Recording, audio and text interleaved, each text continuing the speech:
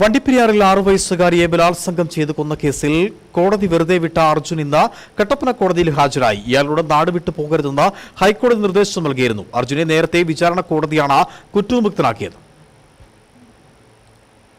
വണ്ടിപ്പെരിയാറ്റിൽ 6 വയസ്സുകാരിയെ ബലാത്സംഗം ചെയ്തു കൊന്ന കേസിൽ കോടതി വെറുതെ വിട്ട അർജുൻ ഇന്ന് കട്ടപ്പന കോടതിയിൽ ഹാജരായി.